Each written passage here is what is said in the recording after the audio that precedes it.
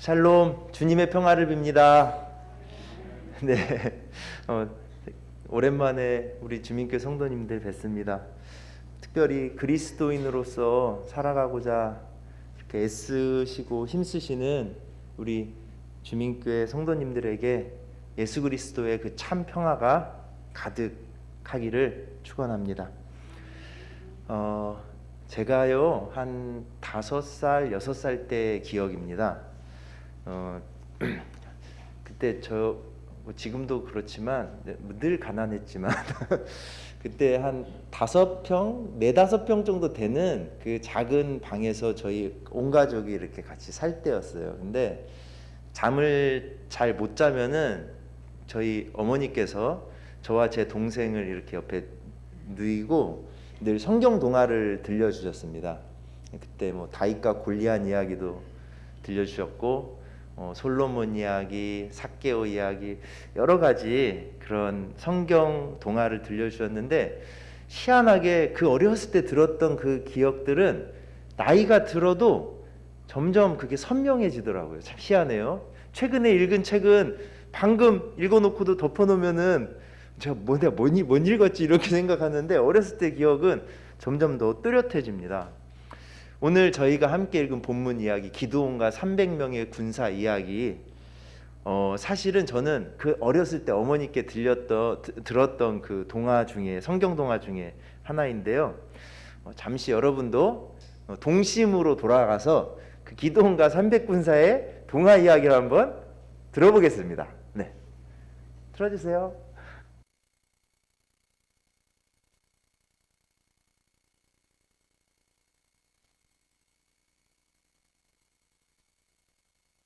기드온과 300용사가 이겼어요. 미디안이라는 나라로부터 괴롭힘을 당하던 이스라엘 백성들은 하나님께 도와달라고 기도를 했어요. 저희의 기도를 들어주시옵소서.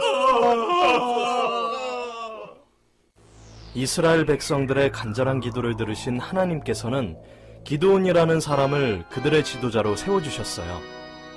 기드온은 하나님의 말씀에 따라 미디안과 싸울 사람들을 모으기 시작했어요. 기드온이 나팔을 불기 시작했을 때 32,000명의 사람들이 미디안과 싸우겠다고 나섰어요. 하지만 하나님께서는 사람이 많으니 전쟁을 무서워하는 사람들을 집으로 보내도록 하여라. 기드온이 하나님의 말씀을 전하자 많은 사람들이 집으로 돌아가 버려 겨우 1만 명만 남았어요. 이 사람들도 많으니 그들을 데리고 냇가로 데려가 물을 먹여보거라. 그 사람들 가운데 무릎을 꿇고 물을 손으로 떠서 먹는 사람들만 남기고 엎드려서 물을 입으로 핥아먹는 사람들 집으로 돌려보내도록 하여라. 기드온은 하나님의 말씀대로 무릎을 꿇고 물을 먹는 사람들만 모았어요. 그 사람들은 겨우 300명밖에 안 되었어요. 하나님께서는 이 300명만 데리고 전쟁에 나가라고 말씀하셨어요. 숫자로 볼 때는 미디안 군사들과 상대가 될 수 없는 숫자였지만 기드온은 하나님의 말씀에 따랐어요. 오른손에는 나팔을, 왼손에는 횃불을 항아리 사이에 숨기라고 명령했어요. 그리고 한밤중에 미디안 진영으로 100명씩 3계조로 나누어 몰래 쳐들어갔어요. 300명의 용사들은 기드온의 신호에 따라 큰 나팔 소리를 내기 시작했어요. 그리고 손에 들고 있는 항아리를 깨뜨리고 횃불을 높이 들었어요. 여호와를 위하라! 기드온을 위하라! 공격하라! 미디안 군사들은 한밤중에 깜짝 놀라서 자기들끼리 싸우기 시작했어요. 하나님께서 이 나팔 소리가 들릴 때 미디안 군사들끼리 싸움을 하도록 만드셨거든요. 우리 믿음의 친구들도 기드온과 같이 하나님의 말씀을 듣고 그 말씀대로 행동하여서 큰 믿음의 열매를 거두기를 바라요.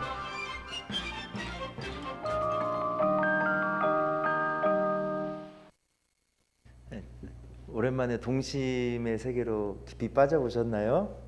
재미있어요? 요즘 우리 주일학교 다니는 아이들 너무 부러워요. 이렇게 재밌는 그 거리들이 참 많습니다. 네. 이 이야기는 이스라엘 민족이 왕이 없던 그 사사 시대의 이야기입니다. 그 사사기는요, 신명기 사가의 그 역사관이 반영된 책이거든요. 신명기 정신을 간단하게 말하면 그렇습니다. 하나님 이스라엘 백성은 모세 시내산에서 하나님과 계약을 맺었습니다. 그래서 하나님을 섬기면 하나님께서 복을 주시지만 하나님을 섬기지 않고 우상을 숭배하면 하나님께서 심판하실 것이다. 분명히 하나님께서 심판하신다라고 하는 그 이야기입니다. 기드온은 이스라엘의 5번째 사사입니다. 그 당시에 기드온이 그 사사로 일했던 당시에 이스라엘은 어떤 이방 민족에게 괴롭힘을 받았냐면 미디안 민족과 그리고 아말렉 민족, 특히 이제 미디안 민족을 중심으로 한 그 미디안 연합군에게 그 식민 지배를 받고 있던 그런 때였습니다. 양이나 소나 나귀뿐만 아니라 이스라엘 진영, 이스라엘 땅에 먹을 것조차 남겨두지 않고 모든 것을 약탈하던 때가 바로 이때였습니다. 이러한 심판은 이스라엘 백성들이 신명기사가에 의하면 이스라엘 백성들이 하나님을 섬기지 않고 바로 바알과 같은 그 우상을 숭배했기 때문이라는 것이 신명기사가의 지적입니다. 결국에 그 고통과 식민 지배의 아픔 속에서 이스라엘 백성들은 다시 하나님께 회개하며 부르짖었고, 이에 응답하신 하나님이 바로 기드온을 사사로 세우셔서 이스라엘을 구원하시는 이야기가 오늘 저희가 함께 읽은 본문 내 그 내용 중에 하나입니다. 이 앞뒤로 기드온이 사사기 6장부터 7장, 8장 쭉 보면은 하나님께서 기드온을 불러 세우시고, 그리고 바알 신상과 여러 가지 우상 숭배하는 것들을 다 깨게 하시고, 그리고 오늘 저희가 읽은 본문 첫 번째로 미디안 연합군에 대적하여 겨우 300명이라는 숫자로 이 전쟁을 치르게 하신 그런 이야기들이 착착착 나오고 있거든요. 그런데 하나님께서 들어쓰신 이 기드온을 먼저 좀 잘 살펴봐야 합니다. 기드온이라는 이 사람을 좀 살펴봐야 되는데요. 기드온은 사실 잘 보면 여기 성서에도 그렇게 묘사되고 있습니다. 참으로 작고 보잘것없는 사람이었습니다. 기드온은요, 이스라엘의 그 12지파 중에서도 가장 그 세가 약한 므낫세 지파라고 하는 그 지파의 출신이었고, 그 므낫세 지파 중에서도 내세울 것이 없는 가문의 막내 아들이었습니다. 그런 그를 하나님께서 사용하시는 이야기가 오늘의 본문 내용입니다. 이스라엘 사람들이 미디안 연합군에 맞서기 위해 모였습니다. 그 수가 몇 명이었죠? 오늘 본문에는 나오진 않았지만 아까 저희가 본 그 동화에 나옵니다. 성경 동화에. 처음에 이스라엘 백성이 몇 명이 모였죠? 예, 32,000명이 모였습니다. 아, 기억력 좋으시네요. 32,000명이 모였습니다. 저희가 딱 들었을 때는 꽤나 많이 모인 것 같습니다. 하지만 그 미디안 연합군에 비하면 그 수가 적습니다. 왜냐면은요, 사사기 7장 12절에 보면 뭐라고 나와 있냐면은 미디안과 아말렉과 동방의 모든 사람들이 골짜기에 누웠는데 메뚜기의 많은 수와 같고 그들 낙타의 수가 해변의 모래와 같은지라. 얼마나 많이 모였는지 셀 수가 없을 정도라는 거예요. 이스라엘군은 32,000명이라고 하는 그 숫자가 모였지만 그에 비해 미디안 연합군은 숫자를 셀 수 없을 정도로 그들이 가져온 낙타는 해변의 모래알같이 그렇게 많았다라고 하는 게 성경의 기록입니다. 32,000명의 이스라엘 군대는 미디안 연합군에 비하면 사실 그래서 턱없이 부족한 숫자입니다. 여러분들 상식일 거예요. 전쟁을 하려고 하면 한 명이라도 많은 게 유리하잖아요. 그죠? 이게 상식인데 어쩐 일인지 하나님께서는 이 어렵게 모인 이스라엘 백성을 돌려보내십니다. 처음에 32,000명이 모였는데 하나님께서 두렵고 떨리는 자는 집으로 돌아가게 하라 하고서는 돌려보냈더니 몇 명이 돌아가요? 22,000명이 돌아갔어요. 그래서 몇 명이 남냐면은 10,000명이 남았습니다. 그런데요, 하나님께서는 이 10,000명도 많다고 하십니다. 참 희한해요. 지금 한 명이라도 머릿수가 많아야지 이 전쟁을 이길 텐데 32,000명을 불러놓고서는 그 중에 22,000은 돌려보내고 10,000명만 남았는데 10,000명도 많다. 그래서 결국에는 9,700명을 돌려보내고 달랑 300명만 남겼습니다. 여기서 저희는 질문해야 돼요. 왜 그러셨지 하나님이? 왜 그러셨을까? 보통은요 이 이야기에 어떤 제목을 붙이냐면 여기 저희가 방금 본 그 성경 동화에서도 기드온과 300 용사하면 무슨 뜻이에요? 용감무쌍하고 아주 싸움을 잘하는 그런 병사들을 용사라고 하잖아요. 그래서 훌륭한 군사령관 기드온과 300명의 정예 용사가 수십만의 미디안 연합군을 무찌른 이야기. 300명의 정예 용사하니까 뭐가 떠오르냐면 전 영화 그 300이 떠올랐어요. 그 스파르타의 용맹한 그 300명의 용사처럼 기드온과 300명의 군사들이 어떤 군사들이었을까? 그 기드온과 300명의 군사는 우리가 상상할 때 이렇게 보면 막 여기 300에 나온 영화 300에 나오는 것처럼 근육질에 일당 100, 일당 1000의 아주 엄청난 무공을 가진 그 군사들이 기드온과 함께 이 전쟁에 임했을 거다라고 상상하기가 쉬운데, 그런데 성경을 자세히 들여다보면요, 이 300명의 군사가 근육질의 용감무쌍한 군사들이라는 정보는 없습니다. 오히려 용감함과는 조금 거리가 있어 보입니다. 사람의 성격은 행동으로 드러나기 마련이죠. 그죠? 어떤 사람의 그 행동을 보면 그 사람의 성격을 알 수 있어요. 소심한 사람들은 어떻게 행동하죠? 소심하게 행동하죠. 그리고 뭔가 적극적이고 그런 사람들은 그 행동 속에서 그 적극성이 드러나 보입니다. 그런데 하나님께서 이 300명을 뽑으실 때 이 300명은 어떤 사람들이었냐면, 물을 마실 때 9,700명은 고개를 푹 숙이고 그리고 냇가에서 물을 벌컥벌컥 들이마시는 사람들이었어요. 근데 하나님이 선택하신 이 300명은 물을 이렇게 자기 손으로 떠서 개처럼 핥아먹으면서, 이거 왜 이렇게 먹었을까요? 주위도 좀 둘러봐야 되고 무슨 일이 벌어지나 아니나, 이거 좀 소심한 느낌, 이 행동으로 드러나는 것입니다. 자, 사사기 2장 7장 2절 말씀 다시 한번 보겠습니다. 여호와께서 기드온에게 이르시되 너를 따르는 백성이 너무 많은즉 내가 그들의 손에 미디안 사람을 넘겨주지 아니하리니 이는 이스라엘이 나를 거슬러 스스로 자랑하기를 내 손이 나를 구원하였다 할까 함이니라. 자, 300명의 군사는 용사들이기보다는 오히려 겁이 많고 조심성이 많은 듯 보입니다. 참으로 궁금해지는 대목이죠. 이 소심한 300명으로 전쟁을 치르게 하신 그 하나님의 이유는 무엇이었을까? 여기서 방금 저희가 읽은 이 성경 본문처럼 실은 이 전쟁에서 이스라엘의 공은 1도 없습니다. 그걸 강조하기 위함입니다. 하나님은 혹시라도 이스라엘 백성들 그 자신들이 잘해서 이긴 줄로 착각하는 것을 경계하고 계십니다. 보잘것없는 이들을 부르시고 그 극한의 수적 열세를 만드셨습니다. 왜 그렇죠? 너희 힘으로 이긴 것이 아니다. 이 전쟁은 32,000명이 모였는데 32,000명으로 전쟁을 치러도 분명히 이겼을 거예요. 300명으로도 이겼으니까. 그런데 32,000명으로 이기면은 이스라엘 백성들이 뭐라고 생각하겠어요?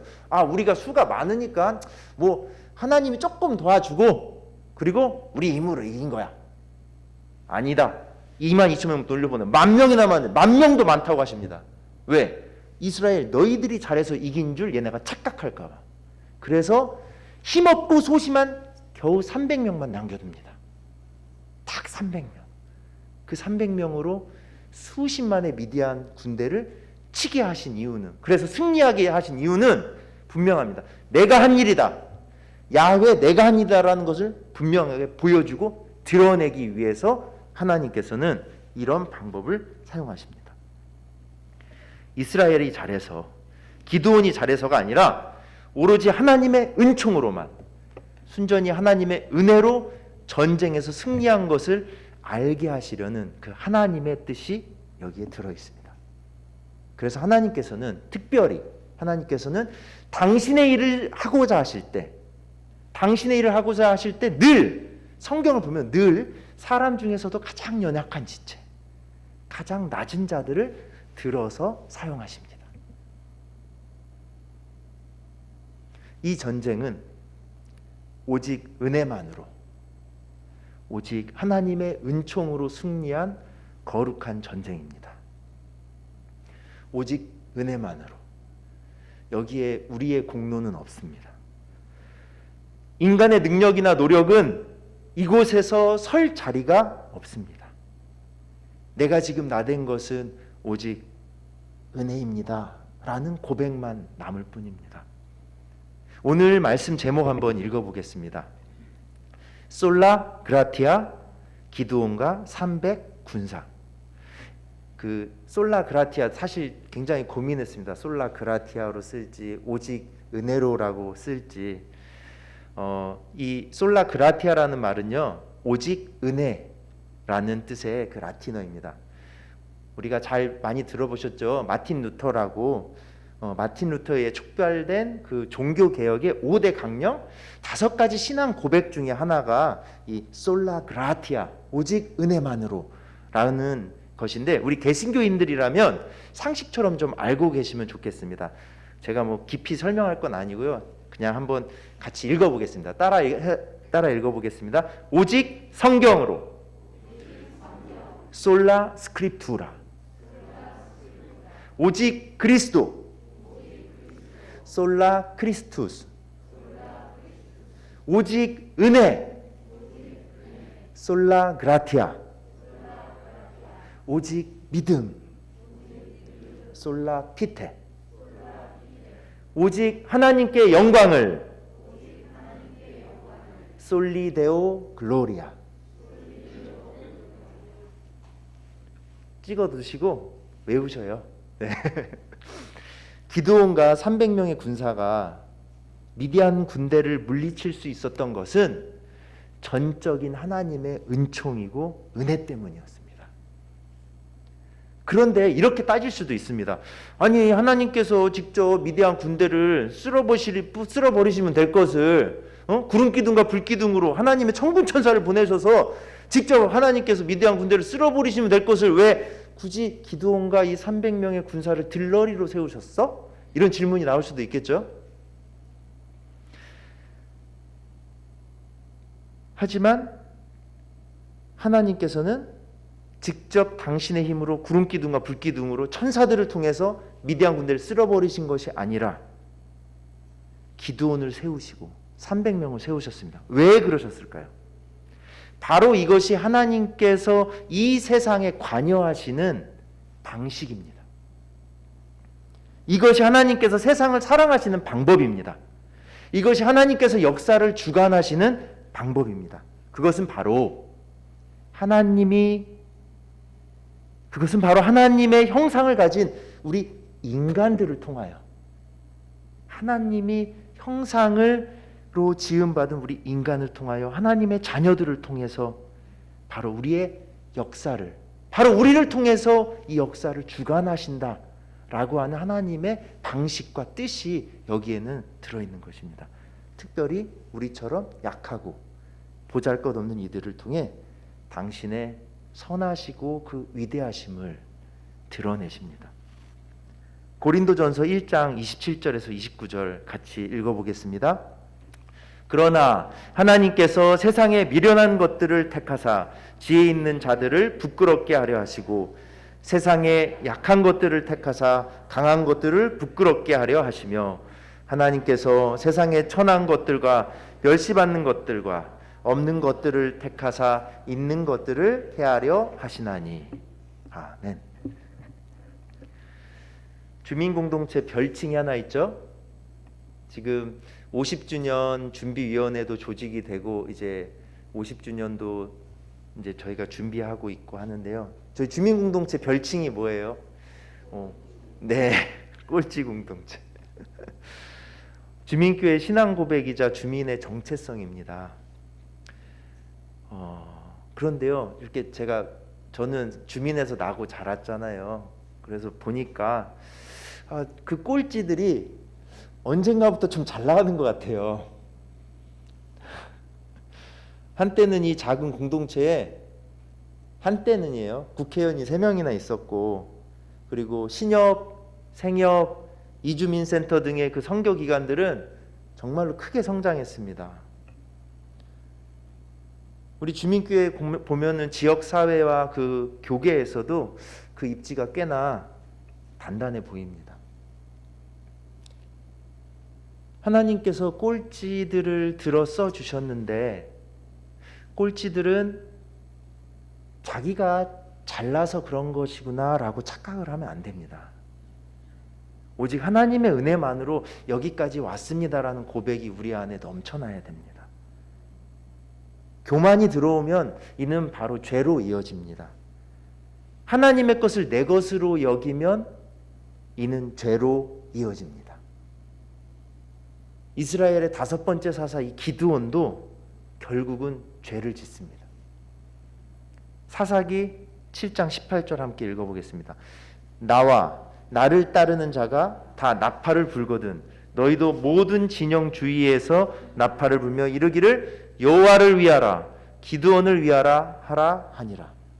여기서 중요한 것은요, 기드온이 지금 미디안 군대를 치기 직전에 신호가 여호와를 위하라 라고 외치자고 하는 건데, 그 다음에 자기 이름을 슬쩍 끼워 넣습니다. 여호와를 위하라 하고 끝내야 되거든요. 여호와를 위하라, 그리고 기드온을 위하라. 하나님의 영광만이 드러나야 하는데 슬쩍 자기 이름을 끼워 넣습니다. 기드온의 이런 교만은요, 결국에 전쟁이 끝나고 이스라엘 백성들에게 왕으로 추대를 받거든요. 그런데 내가 왕은 안 돼. 하지만 수많은 아내를 거느리고 실제 왕처럼 군림하며 살다가 죽습니다. 그래서 결국 하나님 앞에 죄를 짓는 올무가 되어버립니다. 우리도 기드온 같은 실수를 종종 합니다. 하나님의 은총만이 드러나야 하는데 인간의 욕심이 들어옵니다. 제가 지난달에 인도에 있는 그 뷰라 집사님 가정에 장학금을 보낸 일이 있었습니다. 뷰라 집사님 가정은요, 인도의 그 최하층 발리 출신 기독교 가정입니다.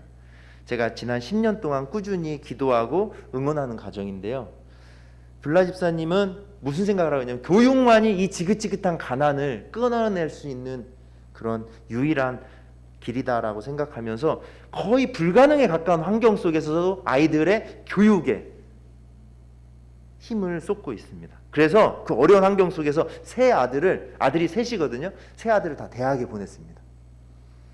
한 달 수입이 30만 원이 전부인 그 뷰라 가족이 이 세 아들의 학비를 낸다는 것은 불가능에 가깝습니다. 그마저도 남편이 다니던 직장을 코로나 때문에 잃었습니다. 그런 뷰라 집사님이 다시 또 지난달에 저한테 아주 조심스럽게 연락이 왔습니다. 조심스럽게 도움을 요청해 왔습니다. 둘째 아들 존슨이 지금 둘째랑 셋째, 큰애는 졸업을 했고 직장을 다니고 있거든요. 근데 둘째랑 셋째가 지금 대학을 다니고 있는데, 특히 둘째는 이번에 졸업학기인데 학교에서 마지막 최종 통보를 한 겁니다. 아직 학비를 안 냈기 때문에 언제까지 안 내면 너는 이제 끝내 영구 제적.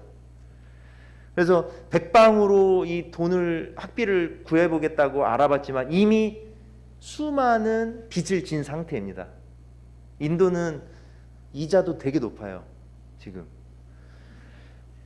그리고 또 저를 통해서도 수차례 수많은 장학금을 받아갔고, 그리고 또 장학금만으로 또 다 안 되니까 돈도 빌려가기도 하고 했는데, 그러니까 저한테는 차마 손을 못 내밀고 최후의 보루로 두고 있다가 이렇게 해도 안 되고 저렇게 해도 안 되니까 조심스럽게 정말 미안해하고 민망해하면서 다시 저한테 연락이 왔습니다. 염치불구하고 죄송하지만 목사님 좀 학비를 좀 빌릴 수 있어요 하고 더듬거렸습니다.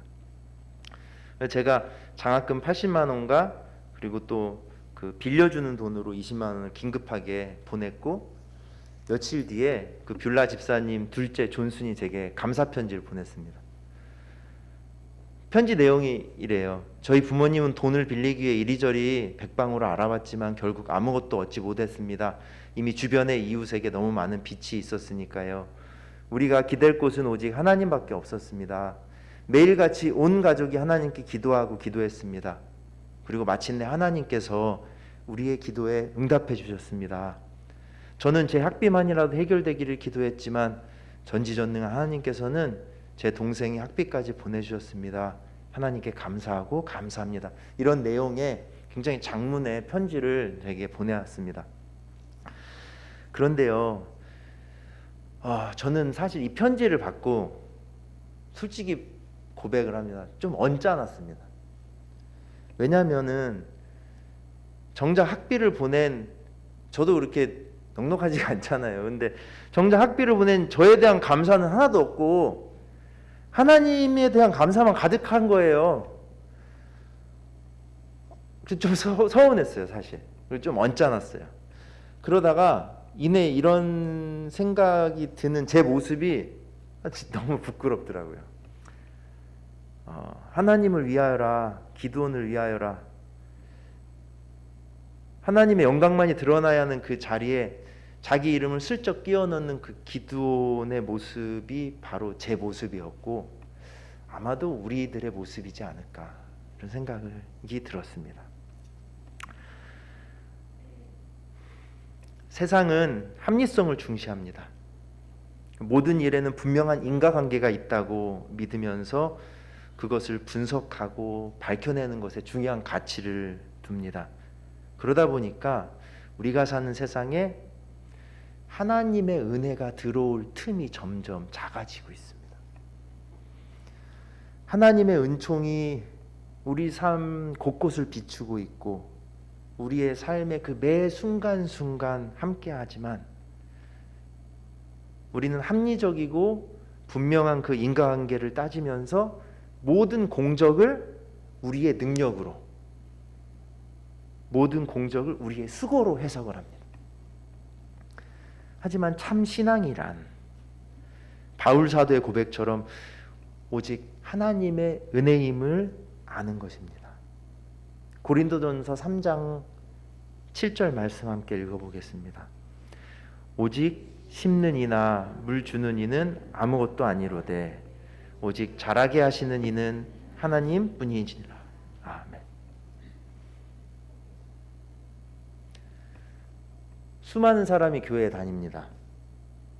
하지만 그리스도의 뜻대로 사는 사람은 참으로 적은 것 같습니다.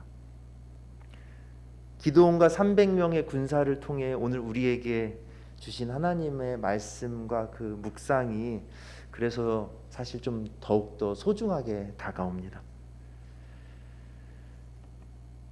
우리의 이름을 지워라. 우리의 이름을 지워야 합니다. 내가 말끔히 지워져야 합니다. 그래야 하나님께서 일하실 수 있는 여지가 생깁니다. 더욱이 내게 주어진 일이 점점 더 많아지고 커질수록 나의 능력으로 혹은 내가 잘나서가 아닌 주님의 은총으로, 오직 주님의 은총으로 우리의 삶을 고백하시는 저와 우리 주민교회 모든 성도님들이 되시기를 간절히 축원합니다. 다 같이 기도하겠습니다. 보잘것없는 이들을 불러주시니 감사합니다. 꼴찌 공동체로 불러주셔서 감사합니다. 저희들 오직 당신의 은총으로, 하나님의 은혜로 여기까지 온 것을 고백합니다. 혹여 기드온처럼 슬쩍 우리 이름을 끼워 넣어 당신의 영광을 가리는 그런 잘못을 저지르지 않도록 아버지께서 이끌어 주시옵소서. 내가 말끔히 지워져 하나님께서 일하실 수 있는 그 여지가 생길 수 있도록 아버지 인도하여 주시옵소서. 오직 주님의 은총으로 우리의 삶을 고백하는 저희가 되도록 인도하여 주시옵소서. 이 모든 말씀 예수님의 이름으로 기도합니다. 아멘.